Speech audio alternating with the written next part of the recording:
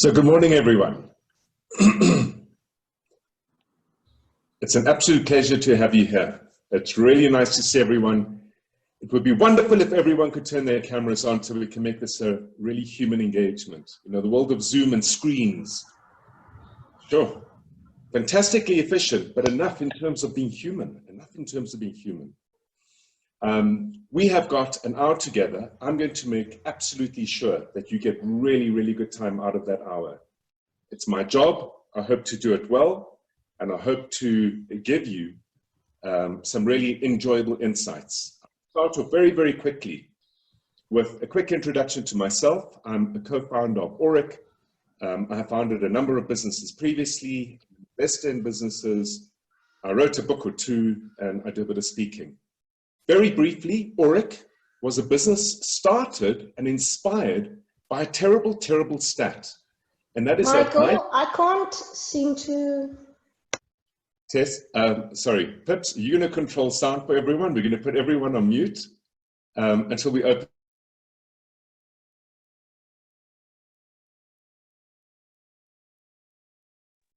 Excepting me, Pips. Okay. One of us needs to do some talking for the beginning. So, Aurik was inspired by a terrible, terrible stat that I extracted out of the IRS in the United States, and that is that 94.6% of businesses started fail to sell. I'm not talking about early stage businesses. They've got terrible stats. I'm talking about well-established businesses that made good money for their business owners and their families, and yet found themselves in a situation where they could not exit. To solve this problem, from an Aurik point of view, we started, built, and sold 12 businesses, and what was most valuable from it is that the last handful of businesses took half the time and almost a third of the investment to build to the same value as the first handful. And it was through that we identified a methodology, simple methodology, in a very organized, structured way to build the business into what we refer to as an asset of value. To date, we've worked with about 2,700 businesses. We refer to them as SMEs because we are told we're SMEs. I'm yet to see an SME because the only thing we see are growing businesses. In this domain, in that stat, these are businesses effectively doing upwards from about 8, 9, 10 million a year to around 300, 350 odd million a year. We have been very fortunate with our stats in that we have managed to deliver a fairly consistent 29.8% compound annual growth rate for our clients, turnover growth rates for our clients. We provide growth support, we provide funding support. We operate in South Africa and the UK where we have offices. We've got some clients in the US, some clients in Singapore, a few very grumpy clients in Europe because Europe is generally a grumpy place, and some clients in Hong Kong. The way we're going to make good use of time is, okay, I'll have to resort to a different mouse. I'm going to share with you an analogy for tough times because time is money. I want to give you value. I see it as a point of failure if I don't. I'm going to share with you a very quick analogy. I'm going to talk to the 5 growth impediments that persist in businesses, both in good times and bad times, and how these growth impediments, once overcome, can help you get a business to become relevant in any set of economic conditions. And then we will have active Q&A. The tone and the tempo, cameras on, chat is live, introduce yourself, put your name down, where are you from, which part of the world, what's the weather like, what's happening in business. Did you watch the American primary election debate between the 2 5-year-olds in the sandpit last night? It was a complete joke. It wasn't even a debate. What did you think of it? What didn't you think of it? What's worrying you? What needs to be done? It's going to be engaged. There'll be a couple of questions I throw at you, a couple of polls, and it's all about discussion. I really, really want to make this a human intervention, and your voice in me hearing it gives everybody an opportunity to respond. There are many, many brains in the room at this point in time. But let's start very quickly with an analogy. And those of you who know me, sadly, I'm sorry, I have to repeat the analogy because it couldn't be more relevant than before. Building a business is like sailing a ship. We all are in the open ocean. And right now, that open ocean is stormy, tempestuous, or it has doldrums. The economy is fundamentally and completely unpredictable. We're in a country that is poorly led from an economic point of view. We have, let's call it, own goals that we keep on scoring, whether it be Eskom or whether it be corruption.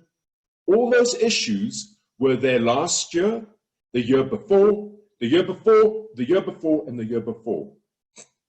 And yet consistently, with the right approach and the right mindset, 29.8% compound annual growth rates across sectors and across sizes. It's not personal. We're all sailing in the same ocean. The one good thing a captain does, when he or she leaves a port, they set a destination. There is clarity around why we are sailing, why we are exposing ourselves into the open ocean. Where are we going? What is that destination? It allows me as a captain to plan and say, well, it's going to take 12 days to get there, given the ship I have built. I'm going to take 16 days of food, fuel, and water. We need to set a destination. And all of us, once upon a time, had one in our minds. But most of us today are so embroiled in building the business that we have forgotten what the end game is. And we're building a business to survive and thrive in the present moment. We're not building a business to get safely to the destination through a very well articulated, thought out plan. A hull, every ship has a hull. This particular ship is an anchor recovery ship. And you can see it's got a wide berth. It's designed in a particular way to create stability. It's not built for speed, but the hull is the business model that you create. And the hull suited to the mining sector is fundamentally different to the hull suited to the retail sector. Every business needs to be built for purpose. If it's not built for purpose, trust me, it's terrible. I was in the Navy and I was on strike craft. Strike craft were built, ideally suited for very different waters, rather than the confluence of the Indian Ocean and Atlantic Ocean coming together, furious most of the time. It made for terrible, terrible sailing. If the hull is not built for purpose, it makes the journey of sailing rough. It means, of course, you need to know your purpose. And that in turn means you need to know your destination. Every ship has a crew, and that crew is capacitated. Every crew member knows exactly what to do, when they need to do it, how they need to do it. When there's a storm, when there's no storm, everyone understands what they need to do because everybody has a system against which they operate. It's no different in a business. There are two parts of a ship. You have the engine room, below decks. The engine room is responsible for propulsion. It's noisy, it's cranky. You've got diesel engines grinding away. The smell, the constant problems with all the forces created by the water in the hull of the ship. If there is no propulsion, there's no movement. If there's no movement, time runs out. And then you can be on the bridge, and the bridge is fantastic. There it is. 360-degree views right around you. Instruments and dashboards in front of you. Loud hailers to tell everyone what to do. A navigation room, an espresso machine. The job of the bridge is to guide the direction of the ship. If you set 12 days to get there, you want to get there in 12 days. If there's storms ahead, it might take 13 or 14, but you've provisioned for it because when you left harbor to sail to that destination, the end was in mind.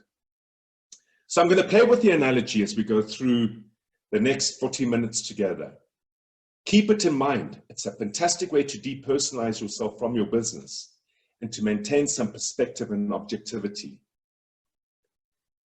So I have a question for you, and please bring the chat to life. This is not my show. It's not your show. It's our show. The engagement in the chat line is fundamental. What do you want from your business in the next 3 years or the next 5 years? What are you building? Are you building a lifestyle business? Do you want growth? Do you want to exit? What do you want from your business? Do you have a plan? Is it simply just to survive? Or is it an opportunity, Kyle, for you to kill it out there and make it happen? Because a lot of businesses that have made themselves relevant in this tough environment are going to find themselves in the middle of next year in an environment where 30 to 40 to 50% of your competitors have disappeared. Of those that remain, 70 to 80% of them will be behaving in the way they behaved before the COVID lockdown, making them far less relevant to the economy we're going to find ourselves in next year. Where are you seeing your opportunity? And what is it that you want? Clarity of thought and purpose is important here. From an Aurik perspective, we fundamentally believe in the idea of building an asset of value. Think of it this way. An asset is, here's a good example. You find a share on the stock exchange. You buy it for 100 Rand. Why did you buy it? You want three things from it. The first is you want income growth, in other words, dividends. If I'm going to hold a share for 3 years or 5 years or 10 years, I hope to get dividends of around 15 Rand a year. Isn't it interesting? If you hold it for around 6-7 years, the capital value has been paid back to you in dividends already. In effect, you've gotten the share for free. Cool idea.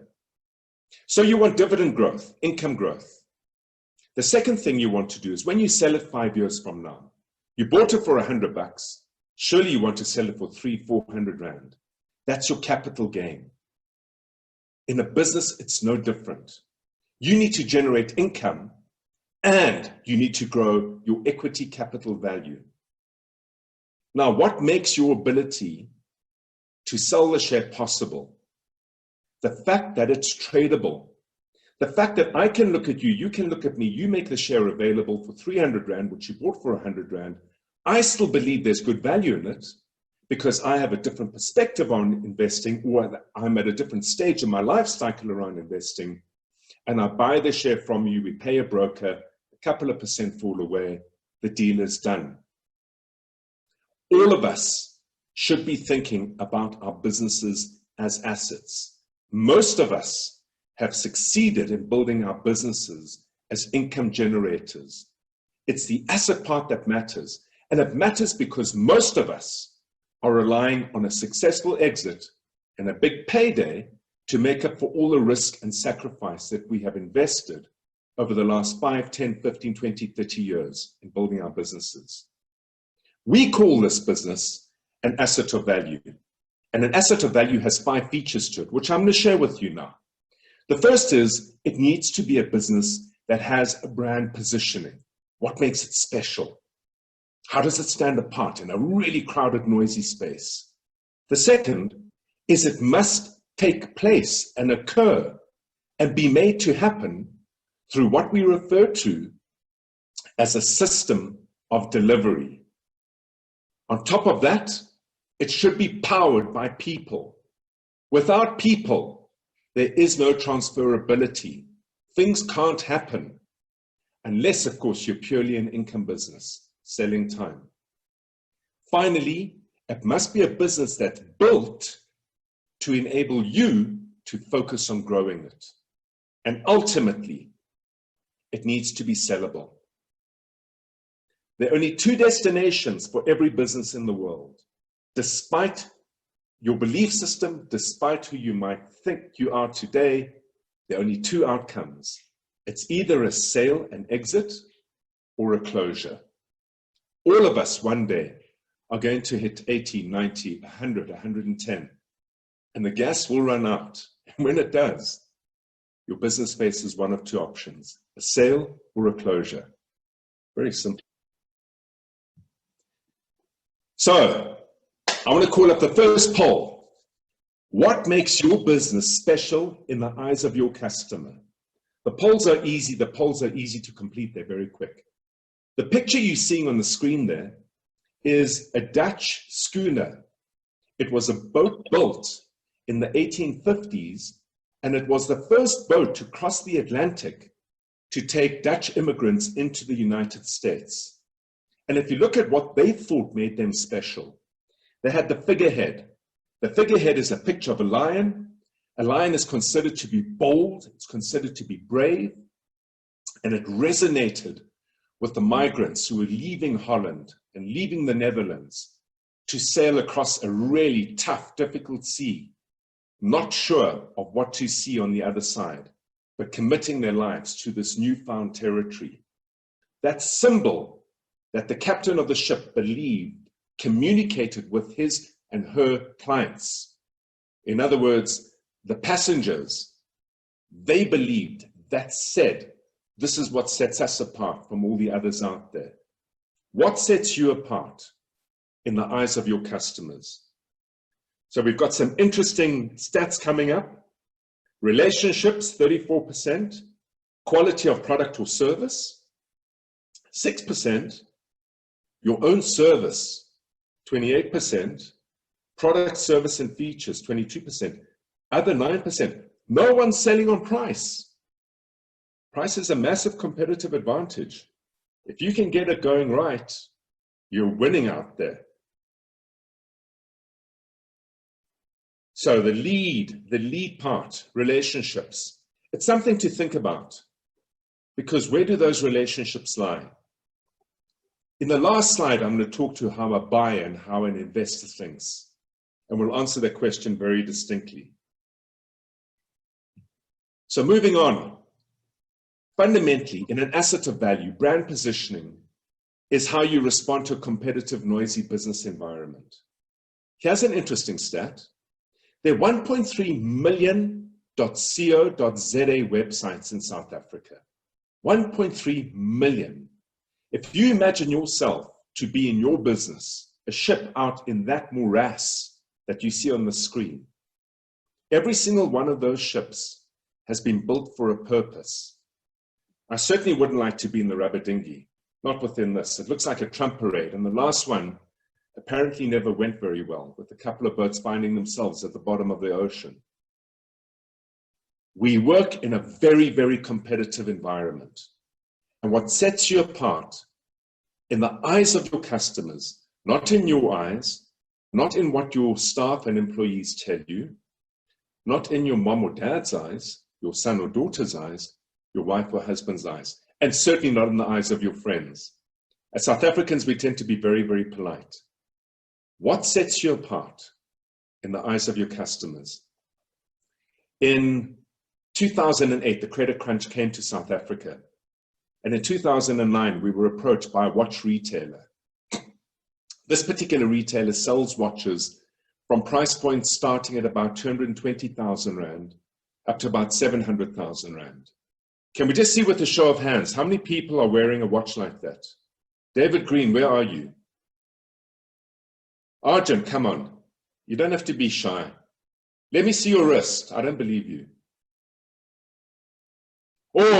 Oh, that, I know that watch. That's an oyster pearl. Oh, okay, Andre.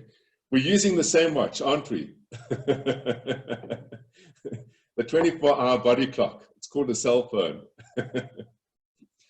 So in any event, the credit crunch came, and this business, which was a second-generation watch retailer, came to see us and said, oh my word, we're in trouble. We're in the luxury market.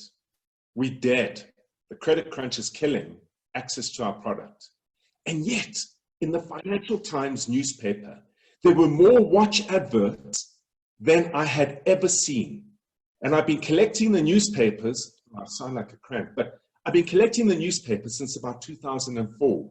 And I specifically count the adverts and categorize the adverts like a real nerd in order to understand the mindset of what's being sold and what's being bought in amongst the richest of the rich. Watch adverts had increased. So we did some very interesting work with the watch retailer. He came back 6 months later, realizing he was not in the luxury product game. In fact, he realized that he solved a problem for a collection of 4 types of clients, and he needed to create a great experience for them. I'm going to prove this to you based on what we have seen this year.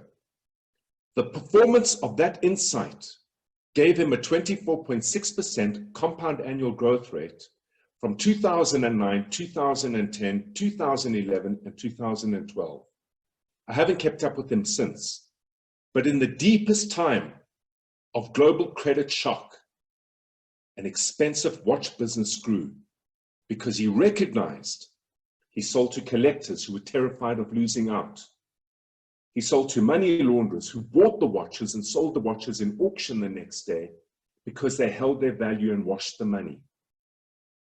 He sold to people who were profoundly insecure about their achievements in life and needed to show overtly on their wrist that they'd arrived. And he was selling to very large families who were visiting abroad, and each of them, from the 3-year-old kid all the way through to the 89-year-old grand, were wearing 350 to 500,000 Rand Rolexes on their wrists as they left Joburg International, OR Tambo. But when they arrived back, no watches on no wrists. It's not a judgment issue. It's about understanding who you serve, what problem you solve for them, and what experience they need in order to look at you and say, I know what makes you special in my eyes. Because when a customer or client says that, the brand gets built. So here's the evidence. This is what we were taught. We were taught by this man, Ralph Waldo Emerson, in 1770, if you build a better product, a mousetrap, the world will beat a path to your door. And in 1770, he was correct because there were no products out there. It was then taken on board by this man, Henry Ford, who created the production line, saying, I just need to get the product out there. The production assembly line is what set him apart. And in 1922, he turned around and said, anybody can have a Model T Ford as long as it is. Who's the first on the quiz? I'm looking at the chat line. Peter's racing to the keyboard. Raymond's typing in. Pierre's wondering. Okay, David Green. Oh, no, Brendan van Niekerk got it. Brendan van Niekerk walks away with the prize. It's an honor prize. Brendan, show yourself to everybody. Can everyone just bow down and nod to Brendan, please? He was the first on the button. Don't play bingo with him. You will lose. You will lose. As long as it's black. It was entirely a product mindset. And then this chap came about, Philip Kotler. And in the early 60s, mid-60s, there were products right across the United States. And he invented advertising. He's seen to be the father of advertising. He's still alive.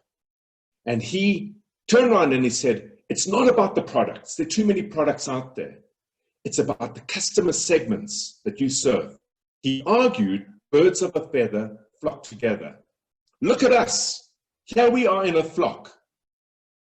If a bank was on board watching this, they're looking at us saying, wow, look at all these SMEs. Now, I bet you,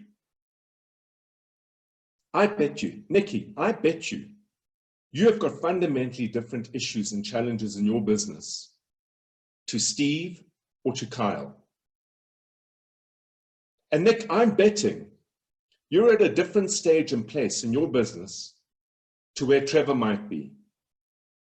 And yet we get collected in this morass called SMEs. So Mr. Kotler was on the right track, I believe.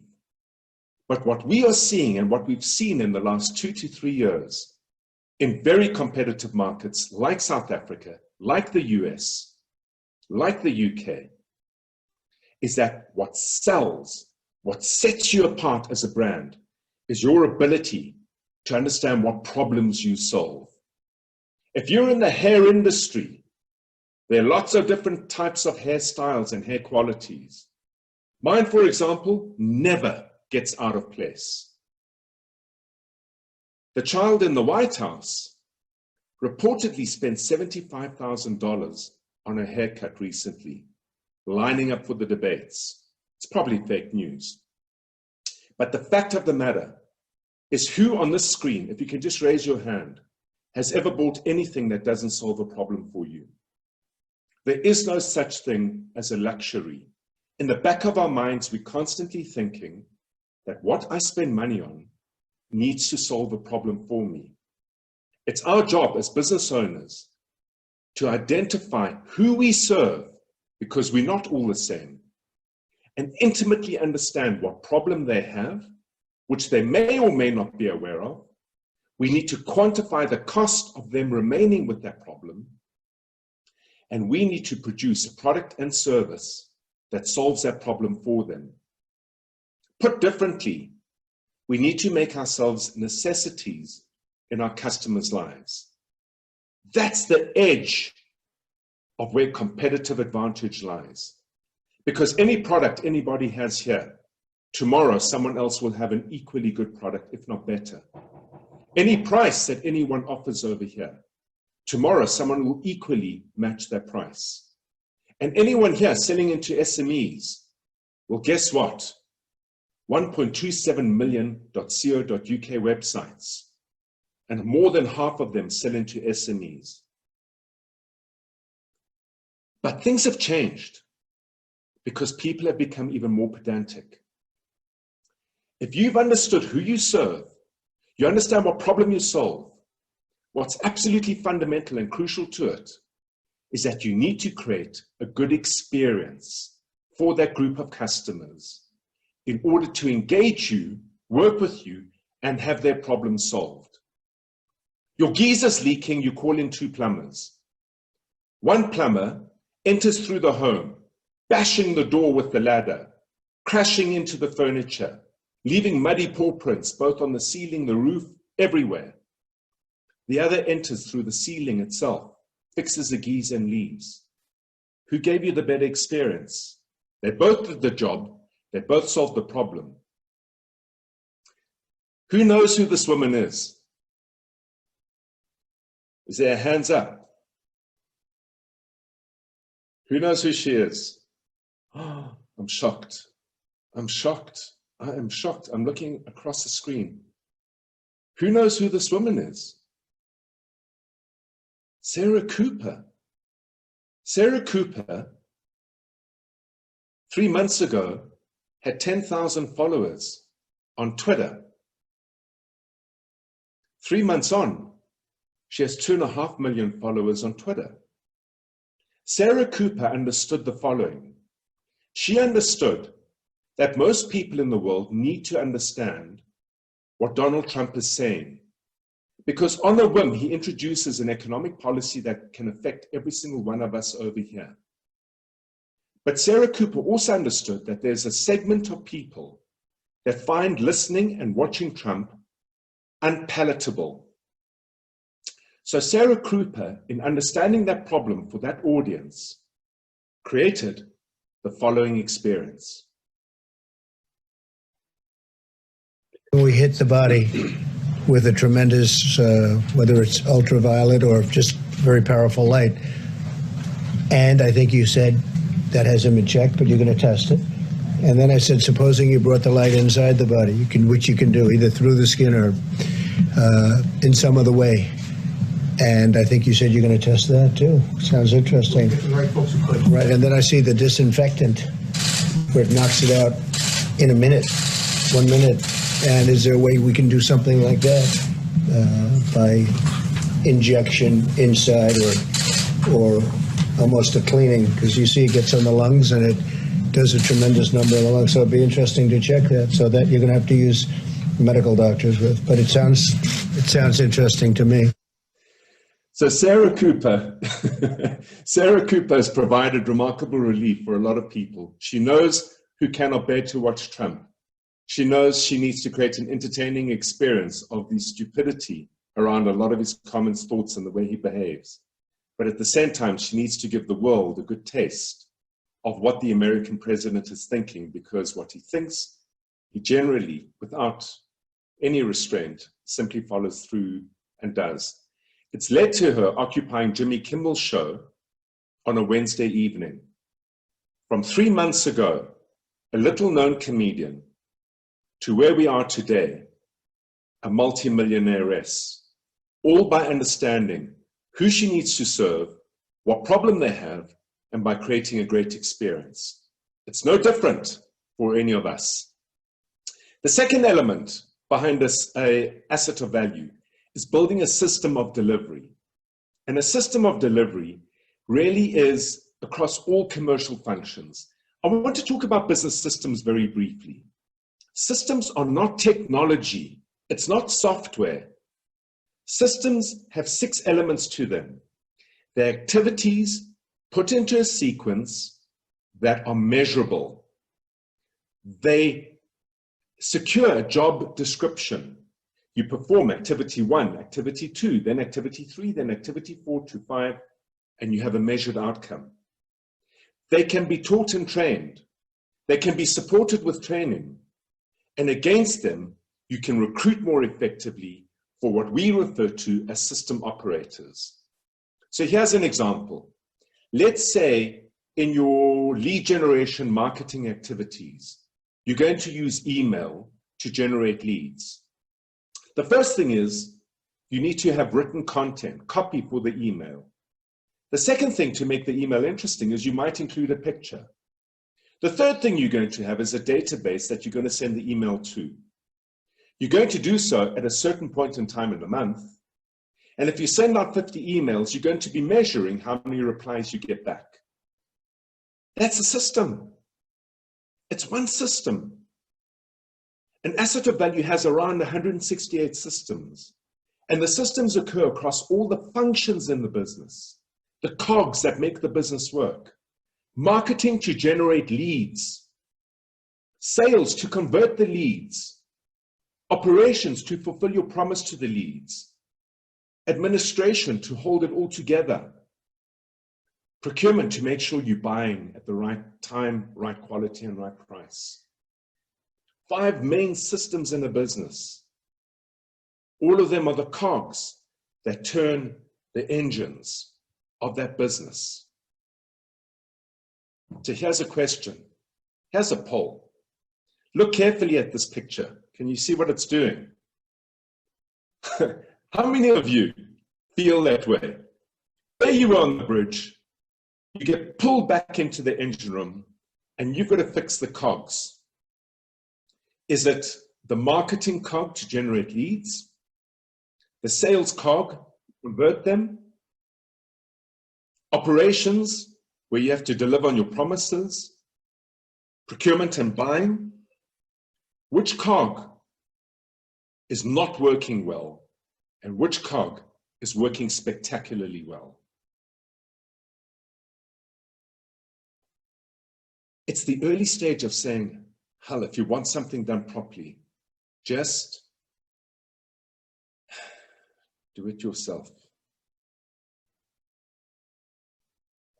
So what do we have? Operations, oh my word. Okay, they are working best. Operations are working best. It was at 60%, it's gone down to 57%. I beg your pardon, I need to share these results. My bad. Operations works best, marketing works least. That's the feedback. That's what we have. That's what's being shown.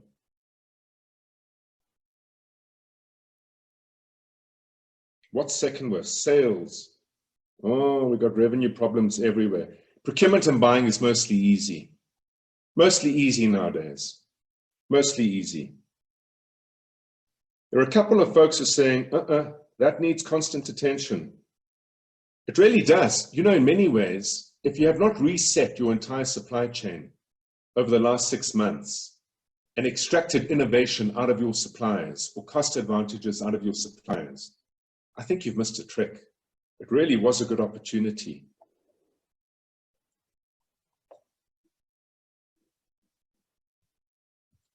So let's just talk a little bit about it. Business systems, a system of delivery. Here are the cogs. The function of the cogs is to turn the propeller in the ship. Operations, the engine room work, gives you momentum. It gives you forward propulsion. A good system of delivery will find, engage, win, and hold customers. Lead generation will be generating leads. And those leads will be on-point leads. In other words, there will be leads within the segment that you've decided to service, whose problem you've understood well, and in talking and engaging with them, you're creating a great experience. All of that is organized through activities in a sequence that can be measured and can be taught. Sales, converting the leads. The process of selling is communicating a story. The way the mind works, the way the brain works, for all of us, is well understood. A potential client or customer needs to understand certain pieces of information in a certain organized manner, put into a system that can be communicated again and again. And you can measure how many people you're talking to and how many people you convert into clients. The operational activities, in terms of how you fulfill your promise, systems made up of activities in a sequence that can be measured.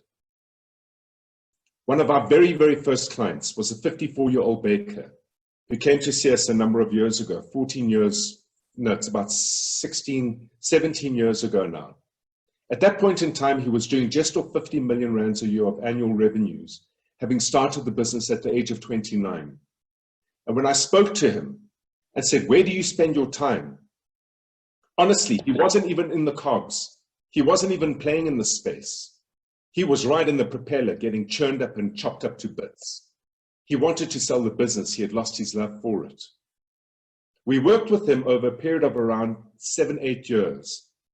And over that period of time, in subsequent stages of growth, the focus of attention was solely directed around creating systems of delivery that would articulate the promise made to clients that he understood in terms of how he served them, what problem he solved, and what experience he needed to create for them.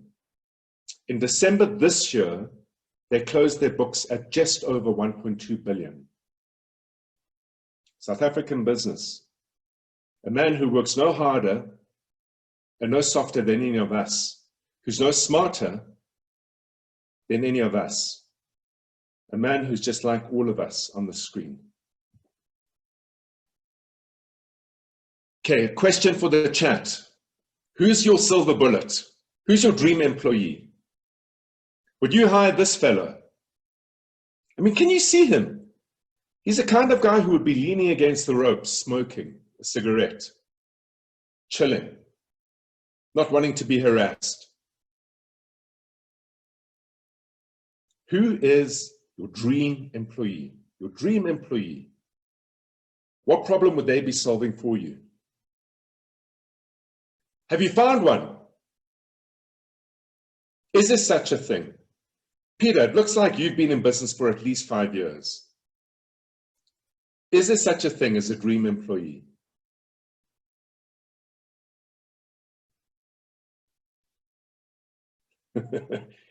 Craig, you look like you've got one. No, you haven't. Who would it be? What space would they be in?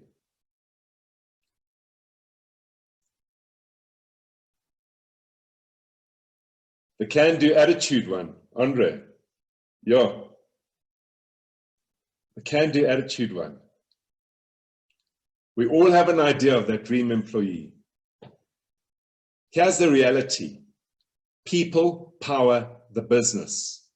People power the business.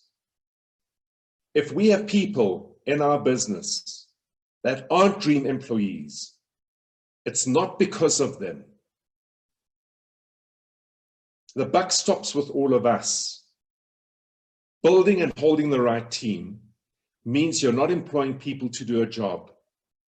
If you're building the business right, you're employing people to operate systems. And if you think about what a system is again, activities in a sequence that can be taught. How can you not have dream employees? Because if your positioning out there, your brand, your relationship with clients and customers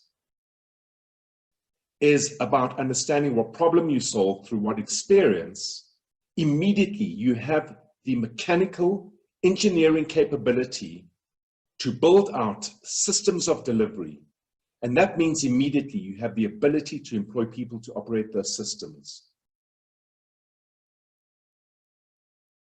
It's a funny thing, you know, when people operate a system, and they're well selected and suited to that system, and they perform on the system, and they succeed on the system, it builds confidence.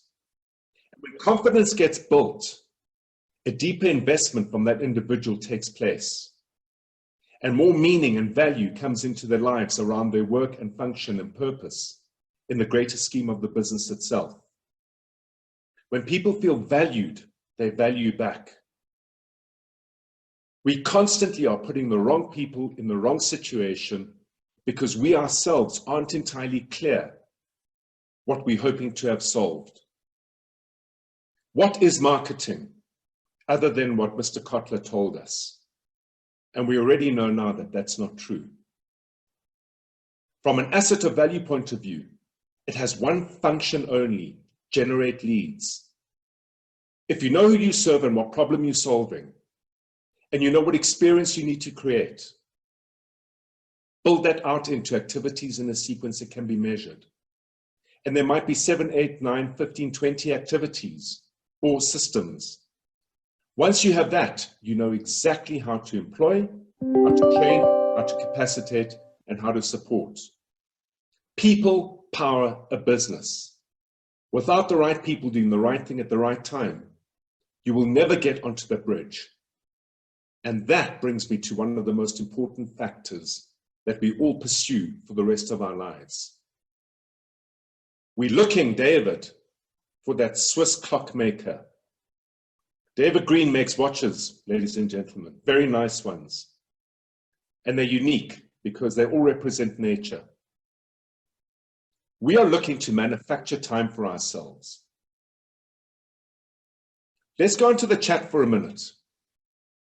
If you had time available, what would you do next rather than what you have to do next? What part of the business would you be focused on? What activity would you be focused on? If you had time available, free time, time where you're not being pulled constantly by members of your team saying, I need this, we need to do that. Future growth opportunities. Gernot, we are so on the same page. Clinton, innovation, we are so there. Arjun, absolutely, lead generation. R&D to make a better product, Jacques. Forward planning from Gordon. Leanne, new product development. For sure, the market is ripe for it. People have changed. They're looking for new solutions. Strategy. Craig, I'll give you one for free. Build an asset of value. It's a great one. Digital transformation, without a doubt. It's how you stretch across borders. So I'm going to give you the formula to manufacture time. What would that be worth to you? Thumbs up, thumbs down. Do you want the formula? It's a mathematical equation. A simple mathematical equation. This is how it goes. The first thing you have to get absolutely right is your positioning. Who do you serve? Not everybody. What problem do you solve for them? To the extent that you can define it and understand it means you know who you serve. And what experience do they want in engaging with you? Once you've understood that strategy, you build out the business, a system of delivery to articulate that on a consistent basis. If the systems you put in place consistently provide a good experience to the group of customers that you're serving, and you can see whether they are in play or not, because they have been built in a simplistic, organized, structured way that can be measured. So the systems articulate your positioning, not you, and not anyone in your business. Once you've got the systems doing that, you can then get the right people to do the right thing at the right time and at the right price. Those three elements in that sequence release you from the day-to-day activities in your business. It puts you in a position where you can make good use of time. I want to get a sense, how long have you all been in business? Because I ran some calculations. According to Malcolm Gladwell, you need to invest 10,000 hours to become expert at what you do. So Bill Gates used the same argument. Brendan, if you're making rubber products, you need 10,000 hours behind you before you can say, I'm an expert in rubber products. David, you need 10,000 hours behind you. 10,000 hours behind you to say, I'm expert at eyewear and watchmaking. You get your 10,000 hours around 4 years in of focused attention to the business you're playing in. Trevor, 15 years earns you 38,000 hours. You are a super expert. Arjun, where are we? 23 hours. So you're sitting, 23 years is about 60-odd thousand hours. 60-odd thousand hours. Oh my word. Nikki, we're sitting at 30 years.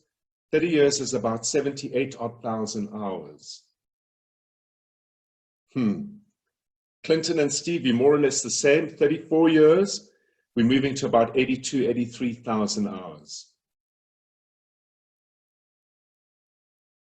Arguably, we're all experts at what we do in terms of our trade, our vocation. And the question I'm putting to you, because I want to emphasize this point, even though I've not met every one of you, I promise you, you are no different to the baker. Yes, Andre, you might be better looking. In fact, you are. In fact, most of you are. Ruben, even you better looking than the baker. But there's very few people I know who don't work with the same level of focus, attention, intensity. There are very few people in business who I don't believe have made any fewer or any greater sacrifices than he did. He's a person just like us. He's not a person with an IQ that sits way above everyone else's, and he was not born with a silver spoon in his mouth either. He'd been in the business for 30 years. So he was sitting on about 75,000 hours, where he decided at 54, I'm done, I'm out, I've had it, I'm sick of it. And here we sit 14, 15 years on in a business that when I met him was sitting at 50 million, now doing over 1.2 billion. He understood who he serves. He defined the problem. He understood the experience. He built out the systems, and he empowered his people to drive those systems. A quick poll. Where are you spending your time or investing your time? Because if time's money, we're investing it, right? Kyle, I can see you're a multitasker.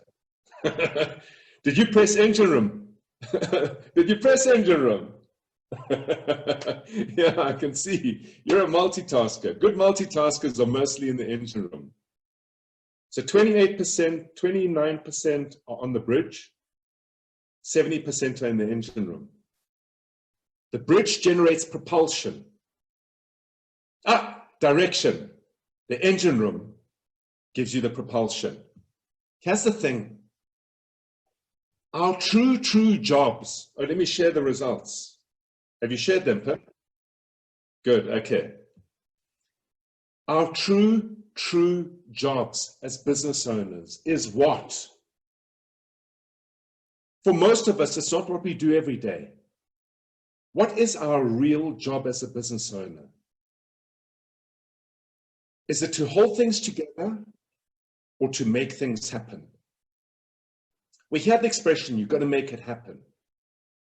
Our true job as a business owner is to create a system that can function consistently and reliably, so to release our time to be spent on three things. The first is, on the bridge, we can focus on building culture. Because while systems will take care of 80 to 90% of all activity in the business, leadership is important. And leadership needs to be nurturing, guiding, and mentoring. not showing and doing on behalf of your team. To the extent that you are showing and doing on behalf of your team means that you have not created a system for that team member to operate against. To the extent that you haven't done that, you do not have clarity of thought around what makes you special in the eyes of your customers. To the extent that you're trying to be all things to all people, that in itself is simply impossible. A third of your time building culture, a third of your time leading growth. A well-built business is a business that grows its revenues at a different rate to its service costs. Let's put it simply. Your growth should not only see revenue growth, it should see EBITDA or profitability growth. If you're simply only growing revenue and your costs are growing in tandem with your revenue, I put it to you, we've heard that before, I put it to you that you're simply growing more chaos and risk. And then finally, only on the bridge can you lead innovation. Can you lead product development? Because product development is led by customers. And to the extent that you can engage with the customer, not with the view to sell, but with a view to understand how their circumstances have changed, given the changes we are all living in, and therefore their problems have changed, and therefore the experience they require to support you has changed. It's your job to understand that so you can give guidance to your team around what system changes need to be made, what product changes need to be made, and ensure that your team is able to consistently deliver that. This is our job, because if we're not doing this, no one else is. What is the value of your business today? Do you have a sense? Do you have a sense of what the value of your business is? Tony, do you know what you could sell for today? How do you come to that number? When I first met the baker, he came to me with a 50 million rand turnover, and he said that he needs 30 million rand to sell the business. His business had been on the market for 2 years, and nobody wanted to touch it for 30 million rand. I said to him, how do you come to 30 million rand? And he said, because Pavlo, at 54, that's what I need for the remainder of my life and my next career. Valuation doesn't work that way. Buyers don't behave that way, and funders don't even pay attention to that. The valuation of a business is mechanical, it's mathematical, 90%. Packaging does make a difference of 10%. Understanding how your business would be valued and having a sense of what its value is today is equally as important as saying, I want to plan to exit my business 3 years, 5 years, 7 years, 15 years from now, and I'm going to set a price.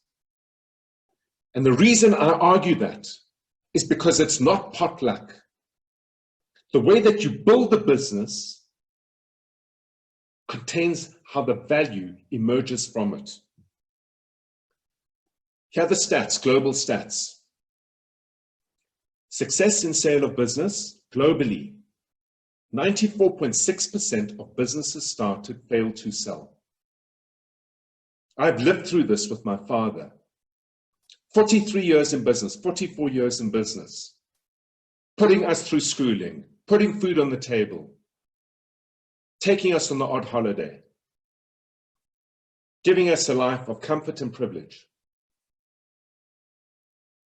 He almost had to close it down if it weren't for an intervention. He was smart. He worked incredibly hard. From the age of 6, 7, I was pulled into the business with my brother, because in looking after the kids, we had to do so in an environment where they could still function in the business. It was a Vietnamese style upbringing. He was good to his team. He was good to his customers. Single business, focused, absolute expert at it. Nothing wrong with him. 94.6% fail to sell. Success in succession, family businesses. From founder to first generation, 27.3% of businesses succeed. The rest fail. Many succession instances are simply hospital passes. The stats are against us, and we need to understand why. Every single person on the screen has been educated in some shape or form. An engineer is taught how to make things and fix things. They're a making and fixing technician. A plumber is a pipe technician. An accountant is a numbers technician. An MBA is a consulting technician. We are not taught and shown ever how to, in a brick by brick fashion, build up a business. It's got nothing to do with being smart or gifted. It's got a hell of a lot to do with the technique and methodology. So let's go to the end day. The end day, at some point in time, for all of us, not one person on the screen will escape it. You sit at a point in time where you want out on your business, and you're sitting facing a buyer, a successor, or a funder. There are three levers that all of us can build into our businesses to favor a premium price and a clean exit. The first question that gets asked, what makes you special? What makes you special? Leslie, I'm buying your business. What makes you special? What sets you apart from your 5,000 other competitors around the country? And increasingly, because of digitization, you have 10,000 competitors playing in South Africa, 5,000 of which you don't even know exist. They're coming out of China, out of Europe, out of the US, out of Argentina, because digitally they can reach your customers today too. What makes you special? To the extent that you have dominance in a niche, makes you special. And by that, I don't mean your product. I don't mean your service, which is largely driven by you and your hand in the game. Because remember, you're not for sale. It's not price. It's certainly not history. And relationships aren't transferable if they're owned and governed and run by you. Dominance in a niche means, I understand, Brendan, tire fitment centers that you sell and service. I understand how people think there. I understand what worries them. I understand the way they communicate. I've created a system of delivery that markets to them in a way and in a manner and in a language that they connect with. I sell to them using a language, in a way, in a manner, through a system that converts them. And I've created an operations platform to never let them down in terms of how they measure success. Brendan has hundreds of other competitors, but if you can dominate that and create a system that creates that relationship with your clients, the others who might have better products or better price at one point in time or another won't dominate in that niche. The next thing they ask you is, how far into the future can your business continue to run? So let me just clarify that. Nick, it means without you. Without you there, how far into the future can your business continue to run? People power systems. Who are the people? If it's not you, who are they? And will they come along with me? Because if I can see that your business is driven by systems and you have got purposeful people powering those systems who are thriving and succeeding in operating those systems so they will remain in play, then I can see the business performing well into the future. And finally, how much free cash does your business generate? We spoke about the rate of growth versus the rate of cost. If you can demonstrate 2-3 years of increasing profitability at the time you're selling to me, I'm in. I'm in. The 3 levers that create value and enable you to have a clean sell. With that, very briefly how we engage with you. With all our clients, we do chemistry matches. Can we work together? Will we have an impact in doing what we do, in working with you? Will we help you solve the problems you've articulated that you feel exist in your business? Are we aligned in building an asset of value? We have a try before you buy experience, and then we require an investment. The investment's made up of 2 elements: time, most importantly, time with you and time with your team, ideally, but also cost. And we attach 70% of our fees to the growth of your business. We run on a measure of turnover. So we don't work with businesses that we don't believe we can help. For the simple reason is that if we don't succeed, we burn. The process, we run diagnostics, we look and see what's there, what's not. We put a customized growth plan in place. We focus on building the system of delivery to release time from you so we can focus then on accelerated growth and deepening value. Very simple, very straightforward. We do it over a 24-month period. And so far, touch wood, thanks to my team, but most importantly and equally thanks to the system that we've developed, 29.8% compound annual growth rates. And with that, I thank you for your time. I'm about 4 minutes over as we started 3 minutes late.